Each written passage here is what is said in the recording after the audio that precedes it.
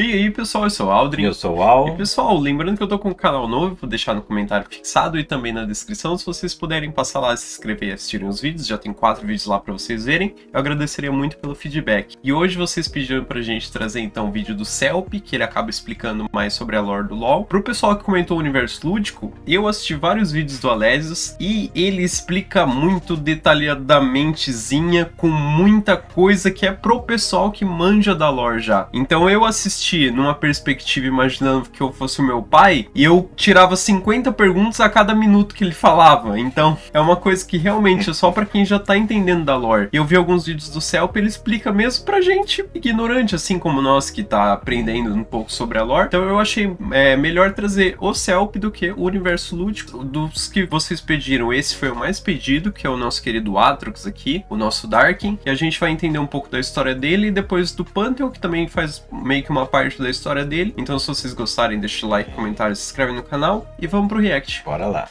Salve rapaziada, Celp na voz, e hoje é dia de história, mas não história de Champion, hoje é dia de histórias antigas de Runeterra. Faz tempo já que o pessoal vem pedindo Lord Atrox, Lord Varus, blá blá blá, então hoje eu lhes apresento a história dos Darkin. Origem, ascensão, e esse vídeo aqui vai ser mais longo do que o padrão do canal, então é aquele esquema, se ajeita na cadeira, pausa o vídeo, vai lá, pega um rango e volta pra ver a história. Já Os fizemos Darkin, isso. eles são criaturas ancestrais fortes pra cacete que são 3 vezes amaldiçoadas. Uma pelo antigo inimigo que eles enfrentaram, outra pela queda do glorioso Império de Shurima e por fim pela traição que os condenou pra sempre. Não dá pra falar de Guerra Darkin sem falar do Império de Shurima. Então, era uma vez Shurima. Forjado pelos Ascendentes em uma era perdida, Shurima outrora já foi um glorioso império que ocupava um continente inteiro. A primeira capital de Shurima se chamava Nerimazet e foi nela que foi construída o famoso Disco Solar, a estrutura que viria a ser o coração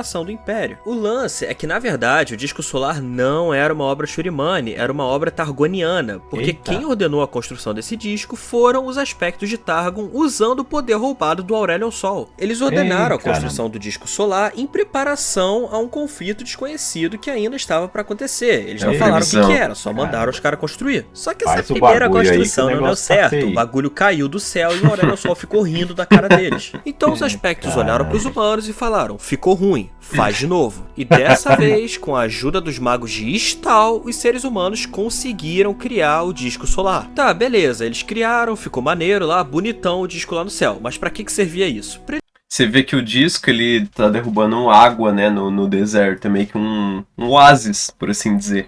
Ele pega água de outro lugar, que é lá da montanha de Targon, e traz pro deserto. Eles poderem criar os deuses guerreiros ascendentes de Shurima. No vídeo da Zoe, vulgo merdeira de Targon, eu contei que quando você sobe no topo de Targon e é considerado digno por um aspecto, você recebe um poder imenso além da compreensão e passa a representar aquele aspecto em Runeterra. O que rolava no Disco Solar era parecido com isso. Não era exatamente igual, porque meio que não tinha aspecto envolvido na ascensão. Tá, e como é que funcionava a ascensão via Disco Solar? Basicamente, aqueles que seriam submetidos ao ritual de ascensão deveriam ser escolhidos pelos sacerdotes do Sol. Só que essa ascensão era um processo extremamente perigoso, então só era mandado pra lá quem já estava velho, doente, no fim da vida, mas que contribuiu muito pro Império, então era escolhido para ser imortalizado dessa forma. A gente tem, por exemplo, o Nasus, que era um general, um grande ícone Shurimane que foi escolhido para ascender. Caso você não fosse digno do poder e os sacerdotes do Sol tivessem enganados, o ritual de ascensão ia falhar, você ia morrer e seu corpo ia ser pulverizado. Porém, se o ritual desse certo, você receberia poderes imensos, além da compreensão, ia entrar pro batalhão dos ascendentes, ia ficar com uns 4 metros de altura e ainda ia virar um bicho. Ah, mas e o Zeraf? O Zeraf não é um ascendente? O Zeraf é um caso particular, eu vou falar dele já já. Liderados pela rainha guerreira Setaka, o batalhão dos ascendentes era a tropa de elite do exército Shurimane. Quando um ascendente entrava na batalha, ela já estava praticamente ganha. Somente um deus guerreiro já era o suficiente para derrubar um exército inteiro. Imagina um batalhão deles. E foi assim que o grande império de Shurima se formou, a partir da guerra, expansão e conquista. O exército Shurimane em si já era um exército forte, e com os ascendentes do lado, eles eram praticamente invencíveis. Qualquer batalha que eles entravam, eles ganhavam. E vocês sabem quem que fazia parte desse batalhão? então, os nossos protagonistas de hoje, Atrox, Varus e Haast. O Atrox ele era um campeão de Shurima que foi posto diante do disco solar para se tornar a manifestação de um ideal celestial hoje esquecido. Quando ele acendeu, as suas asas... Quando ele acendeu, ao invés de tomar a forma de um bicho, ele tomou essa forma aí, que é de uma skin dele. Ele era essa criatura angelical, ó. refletiam a luz dourada do amanhecer, e sua armadura brilhava como uma constelação de esperança além do grande véu. Ele sempre estava na vanguarda de todo conflito nobre, e sua conduta era tão justa e verdadeira que os outros deuses guerreiros sempre lutavam ao seu lado e 10.000 mortais marchavam sob seu comando. O Varus é o seguinte: durante os primeiros momentos da guerra contra Ikatia, a terra natal de Varus foi atacada. O Varus ele era um guardião de um antigo templo, e ele jurou que ia manter esse dever sagrado acima de tudo. Só que quando a terra natal dele foi atacada, os outros guardiões abandonaram seu posto para ir ajudar nas aldeias periféricas. O Varus não, ele se manteve lá e manteve o seu dever. Os mensageiros do Batalhão dos Ascendentes o encontraram ajoelhado em solene meditação entre os cadáveres de seus inimigos. Dizem que seu olhar indiferente incomodava até mesmo os próprios deuses guerreiros, porém, em reconhecimento ao seu sacrifício, Varus se tornou um ascendente. E o Haast? Olha, eu vou ser sincero, eu não achei nada sobre o Haast nessa época. Eu procurei, eu sou um soldado normal. Nada. A única coisa que eu achei foi uma menção a ele no Crepúsculo dos Deuses. E só. Shurima era um império sólido e expansionista, e a cada nova aliança e conquista, o império crescia, e nações antigas como Ishtal, Kalduga, Targon e Faraj passaram a fazer parte dele. Porra, até Targon? Sim, até Targon. Tudo virou Shurima. A moral que esses caras tinham. Gerações de imperadores governaram Shurima com punho de ferro, e com um batalhão dos ascendentes do lado deles, ninguém ousava se revoltar contra o império. Ikatia manda lembranças.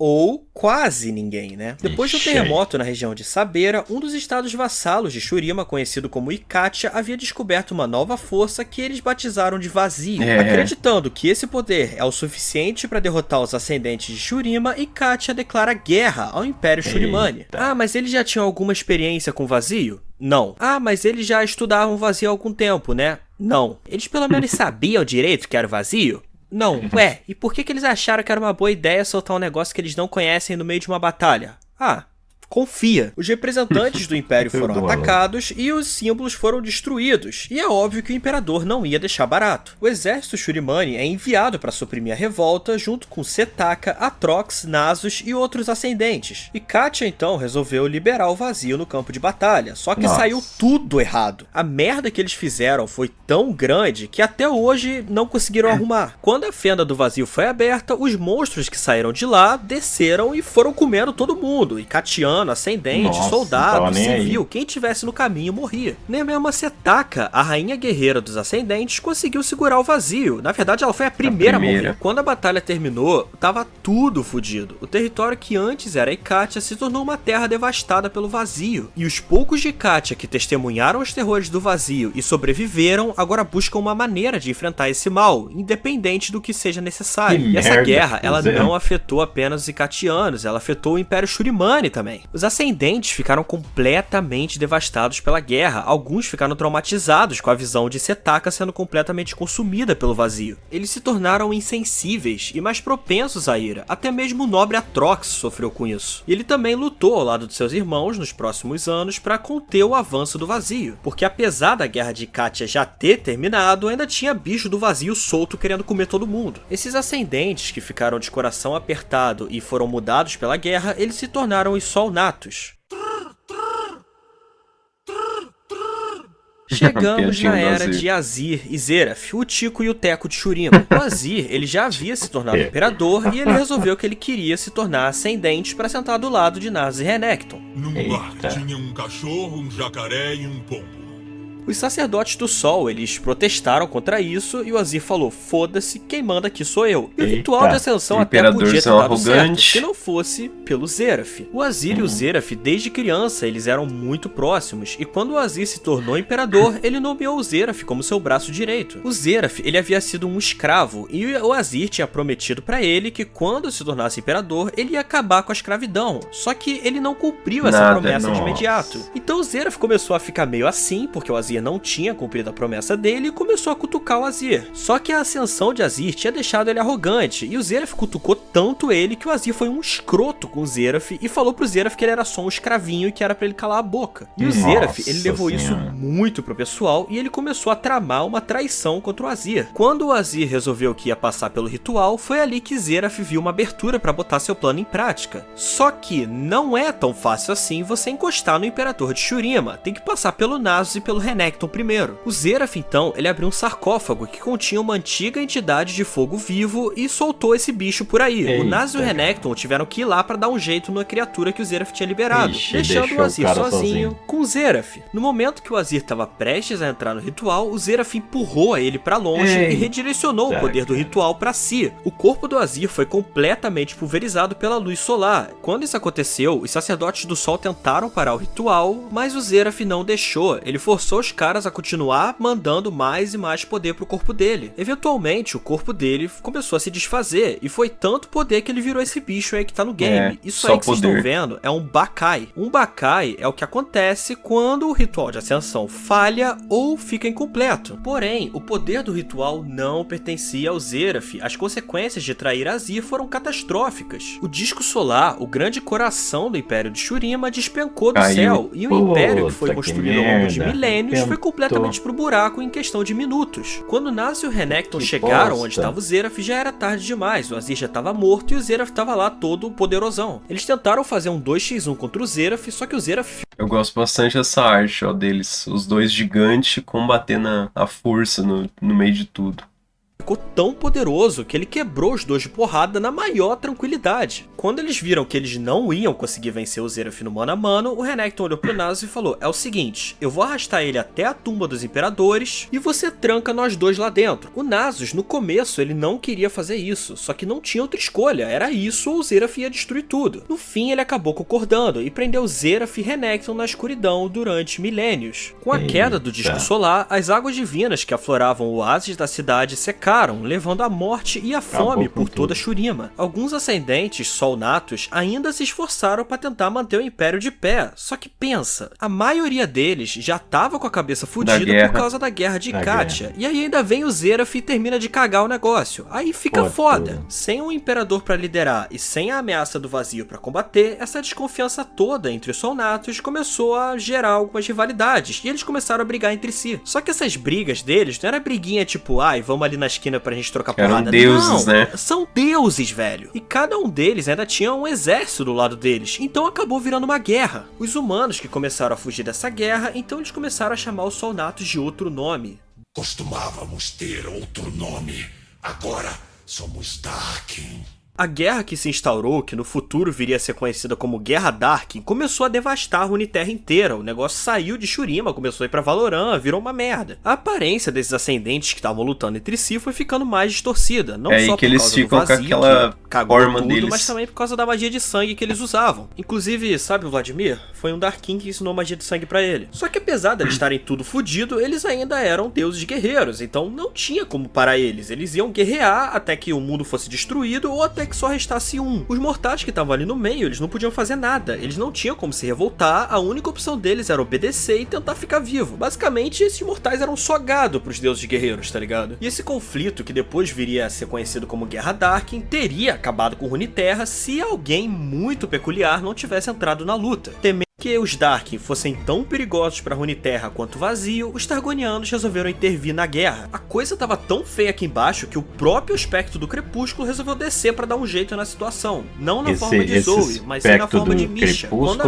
Lembra daqueles deuses que ficam no topo do Monte Targon? Que eu falei? O Aspecto do Crepúsculo é um desses deuses. Ah, tá. Ele é o deus do Crepúsculo. A merda toda feita. Falou, puta, tem que ir lá, porque o negócio tem que acabar com o mundo inteiro, né? Então, eles viam guerra de humano antigamente e falavam, deixa os humanos aí brigando, mas dessa vez era diferente. Agora o negócio ferrou tudo. Que apareceu aqui na Terra, ela resolveu procurar o Nasus, conhecido entre os ascendentes como o Estudioso. Só que o Nasus, desde a queda de Azir, ele tinha se isolado do resto do mundo e ele tava meio, vamos dizer, em luto. Ele tava completamente por causa do amigo dele que foi preso junto lá, o irmão, né? E ele tava... E ele ficou meio canadão. E ele sumiu, então. Ele não tá guerreando. Então, porque ele teve que prender o irmão dele junto com aquele troço, né? Ele meio que matou o irmão dele lá dentro e ele ficou em... Aí viu o Império cair, o vazio adentrar em Runeterra, ele ficou arrasado, quebrou a cabeça dele. Por dentro quando ele viu que o Império caiu, e ele tinha perdido o irmão dele na batalha contra o Zeraf, tem isso também. Essa guerra entre os Solnatos só estava deixando ele mais e mais destruído por dentro. A Misha então, junto com um ascendente chamado Tanari, foram procurar o Nasus e pediram para ele ajudar a parar a guerra. O Nasus então, ele manda os dois irem procurar a Shallikar, a arma da rainha de guerra Setaka. Ele fala a localização da Shallikar e diz para eles que aquela é a chave para acabar com a guerra. Com a arma da antiga rainha de guerra em mãos, Tanari convoca uma reunião entre os ascendentes restantes para tentar se resolver e acabar com a guerra. Os que compareceram à reunião convocada por Tanari foram Enakai, o tigre, Sifax, o camaleão, Zigantos, o touro, Zuyan, a tartaruga, Shabaka e Shabak, corvos gêmeos, Valeva, que não especifica que bicho é, Sebotaro, o lobo e Naganeka, a cobra. No começo, Tanari tenta fazer um discurso para acabar com a guerra numa boa. Ele faz seus irmãos lembrarem dos dias de glória, do Império, sobre as lutas que eles enfrentaram juntos e tudo mais. Ele então ergue a Shallikar, falando que aquela arma pertencerá a Sivuna Zalair, a futura descendente de Azir. Aí o Zuyan olha e fala que descendente de cu é rola, e tenta pegar a Shallikar na marra. Tanari e Zuyan se enfrentam. Tanari se ajoelha, coloca as mãos no chão e absorve o poder dos outros deuses, como havia ensinado Misha. Os dois lutam, Tanari mói a cara de Zuyan e o mata. Tanari então fala que é impossível acabar com a guerra numa boa porque o pessoal não tá colaborando. Ele finca a Shallikar no chão e diz as palavras: o que o sol fez, a lua desfará. O fogo branco então desce do céu, é rebatido pelas 4 pontas da Shallikar e começa a consumir o coração dos ascendentes, devorando a magia que eles eram feitos e assim os matando. Quase todos morreram por causa disso, com exceção de Naganeka, Valiva e Sebotaro, que conseguiram fugir. Quando acabou, Tanari havia voltado a ser humano e tenta se levantar, mas Misha não deixa, fala que ele pecou demais e que o fato dele ter voltado a ser humano não absolve ele dos pecados que ele cometeu quando era ascendente. Ela então olha no fundo dos olhos dele e fala: a Shallikar provou do seu povo, ela agora conhece a sua espécie, e eu dou esse fogo aos mortais. Misha então entrega para os humanos a Shallikar, o coração de Tanari e o conhecimento necessário para selar os Darkin em armas. E foi o que eles fizeram, esse foi o jeito que eles acharam de acabar com a guerra. E além de Misha, o próprio aspecto da guerra também desceu aqui e reuniu dezenas de seguidores para lutar contra Atrox. E como Atrox se achava o bom de guerra, ele não negava uma batalha, ele reuniu seus guerreiros e foi enfrentar as tropas inimigas. Só que ele percebeu que foi enganado. Uma força maior que 1000 sóis o puxou para dentro da espada que ele carregou durante séculos, prendendo sua essência imortal a ela. Varus, por outro lado, foi encurralado por caçadoras vastaíesas e magos humanos sob comando de uma rainha guerreira de Valoran e selado em um arco cristalino. Todos eles presos nas armas. Ele ficou preso em uma foice. Como exatamente eu não sei, já que não tem quase nada de informação dele nessa época. Eu escolhi uma espada, a arma mais nobre de todas. Já você, Rast... você foi aprisionado na sessão de jardinagem? E assim, com os Darkin selados, acabou-se a Guerra Darkin. Mas é claro que nem tudo são flores. Eventualmente essas armas acabaram saindo de um pouco de controle. O Atrox, ele passou anos preso dentro daquela espada, até que algum tolo mortal resolveu empunhá-la novamente. O Darkin, ele possuiu completamente o corpo do mortal e passou os próximos anos passando de hospedeiro em hospedeiro buscando uma maneira de voltar à sua antiga forma de ascendente. Com o passar do tempo, ele aprendeu a assumir o corpo de um mortal com apenas um único fôlego e durante a batalha ele se esbaldava com o corpo de suas vítimas para ficar maior e mais forte. Atrox então percebeu que ele nunca se livraria de sua espada e de sua maldição, e que os corpos que ele absorvia nada mais eram do que uma prisão ligeiramente maior do que sua espada, então seu coração foi tomado por ódio e desespero. Então ele pensou o seguinte: já que eu já tô fudido, eu vou fuder todo mundo também. Atrox então começou a andar por aí matando tudo que ele encontra, com o pensamento de que se ele causar uma batalha apocalíptica novamente que destruir toda a criação, talvez ele e sua espada deixem de existir. Basicamente, o que o Atrox quer é acabar com o mundo pra ele acabar junto. Pra acabar. O que eu busco é a morte. E o que ele faz? Ele destrói todo mundo que pode matar ele. Eu vou cortar, amputar e mutilar essas suas formas repulsivas. O bicho é bravo. Gênio da lâmpada. Caramba. O arco de cansado Varus ficar foi lá. levado até as primeiras terras e escondido em um templo, e ele ficou lá durante séculos. E se você achou que só porque eu tô falando de Guerra Darkin não ia ter invasão noxiana nesse vídeo, achou errado. Quando Noxus invadiu Ionia, 2 caçadores chamados Valmar e Kai lutaram contra os invasores. E tudo apesar leva pra deles terem Ionia, pra resistido, guerra que Kai teve. ficou gravemente ferido. Vendo o amor de sua vida à beira da morte, Valmar ficou desesperado e carregou o corpo dele pro fundo do templo, acreditando que a magia que estava lá ia ser suficiente para curá-lo. Só que era nesse templo que estava o Varus. Eita. O poder Darkin consumiu o corpo dos 2 caçadores e fundiu junto com o arco. Assim, Eita. depois de 1000 anos, Varus renasceu. Porém, não totalmente. São 3 entidades lutando em apenas um corpo. Em um corpo, Valmar, Kai caramba. e Varus. Não se sabe quanto tempo Valmar e Kai vão conseguir manter Varus sob controle, mas se o Darkin retomar o corpo, fudeu, ele vai tocar o puteiro no mundo de novo. Ei, Rast! O quê? Rast! O quê? Rast! O que você quer, Caim? Nada não. Caraca, meu. Esses dois da frase é aquele que eu falei, o Caim que é citado na música do Zed, lá o aprendiz. Sim. Ele pega a foice Darkin e o Rast tenta tomar o corpo dele. Mas ele é muito forte e ele briga com o Rast. Aí fica nessa briga quem que vai tomar o corpo. Aí eles acabam criando uma amizade entre eles. Aí eles ficam fazendo essas brincadeiras. Caramba.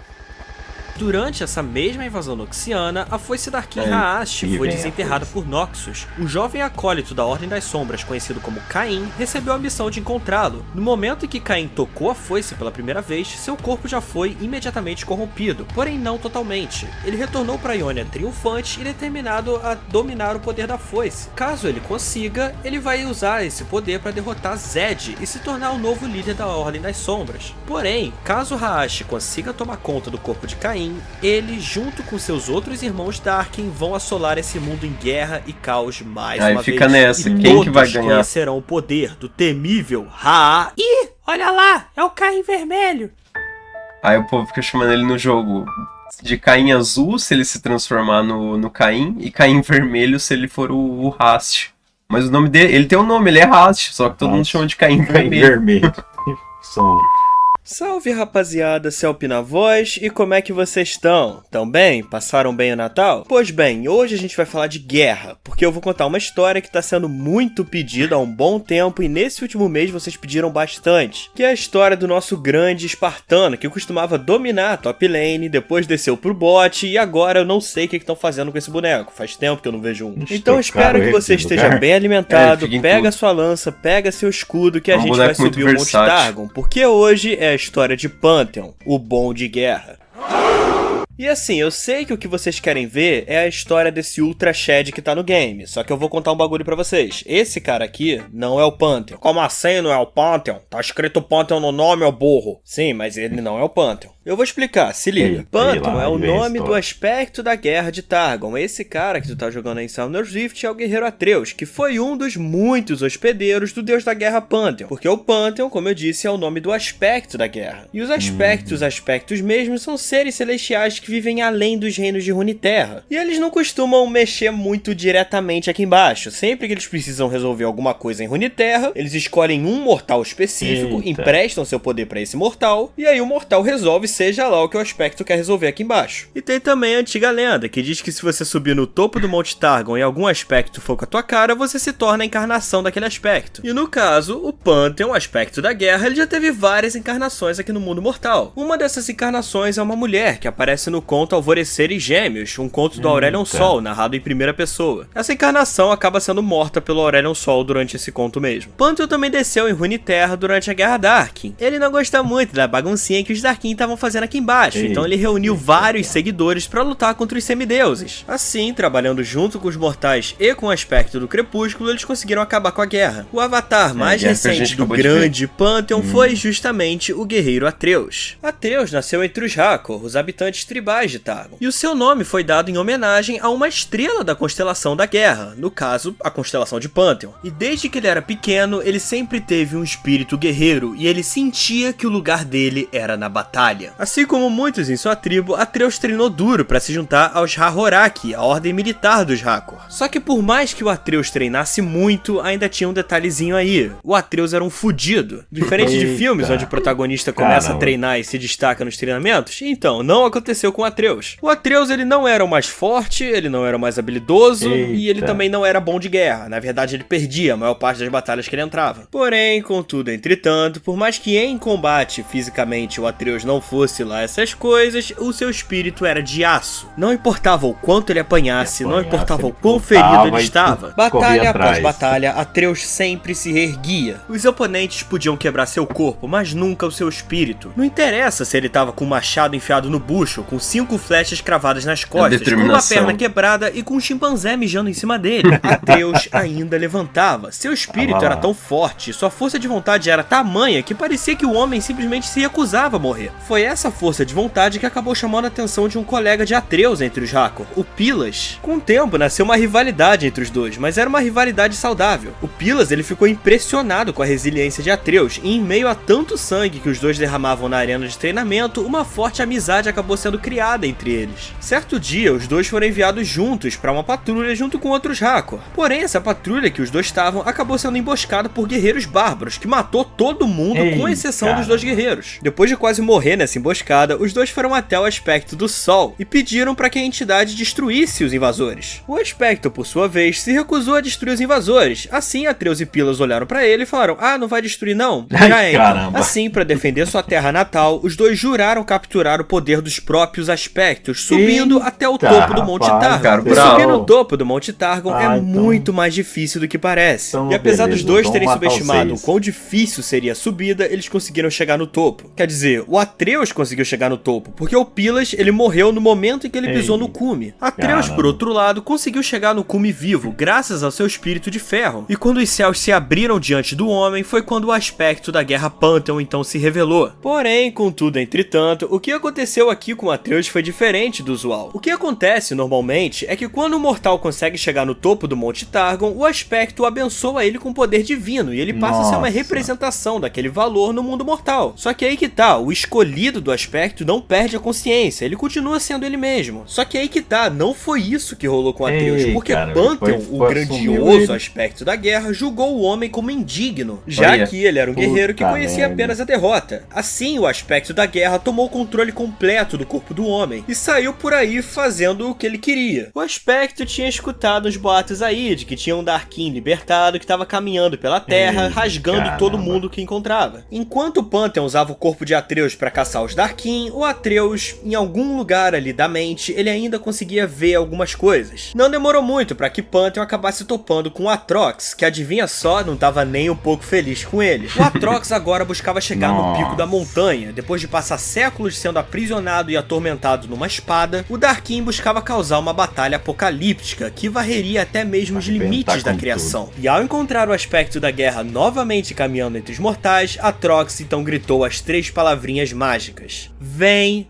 X1, lixo." Os dois tiveram uma batalha devastadora que invadiu os céus e varreu exércitos inteiros. Porém, o nosso aspecto da guerra não era tão bom de guerra assim. Em um momento de vantagem, a lâmina Darkin de Atrox, capaz de matar até mesmo deuses, perfurou o peito de Pantheon. O golpe foi tão forte que arrancou a constelação da Guerra dos Céus, assim matando o aspecto Pantheon. Porém, quando o Pantheon morreu... É que tá, ele matou o aspecto do... Ele matou o deus que existe lá em cima, mas como ele desceu, ele morreu ali. Aí você pensa assim, tá, ele matou um deus, e aí o negócio lá em cima, como é que fica? Porque tem o do sol, da lua, da guerra, e se arrancar um desses, como é que faz? Ele arrebentou o céu, a constelação inteira do céu. Acabou com Deus. Atreus, o homem que ele considerou fraco, despertou. Agora para um minuto pra pensar na situação do Atreus aqui. Você praticamente dá a vida pra subir uma montanha, chega lá, seu melhor amigo morre, o deus da guerra aparece, diz que você é um merda, toma conta do seu corpo, você entra em um estado de hibernação, e aí quando você finalmente acorda, você acorda com um capeta capeta de 10 metros de altura na tua frente com uma espada enfiada no teu peito. E aí você fica puto, com razão, cospe na cara do capeta, o capeta zoa a tua cara, mostra uma M7, te joga no chão e te larga pra morrer. Impressionante como o Atreus só se fode. A lore dele é ele se fudendo do começo ao fim. O Atrox largou o Atreus lá, acreditando que ele ia morrer depois do golpe. Porém, como eu disse, o Atreus, ele sempre se levanta, não importa o quão fudido ele esteja. Atreus conseguiu ficar de pé e conseguiu caminhar de volta pros Hakor, deixando uma trilha de sangue pra trás. O cara já tinha apanhado tanto durante a vida que a sua vontade de viver e a sua raiva pela traição conseguiram manter ele vivo mesmo depois de tomar um golpe que matou a própria encarnação da guerra. Atreus recuperou suas forças na casa de seu falecido amigo Pilas, sob os cuidados de Yula, a viúva dele. E enquanto ele se recuperava, ele parou pra refletir um pouco sobre algumas coisas. Ele sempre passou a vida olhando para as estrelas, mas ele nunca olhou para o que havia embaixo delas. Diferente dos deuses, os mortais eles lutavam porque eles precisavam, mesmo sabendo que eles podiam morrer a qualquer momento. Essa foi uma resiliência que ele viu e conservou a sua vida inteira, mesmo diante de tantas ameaças.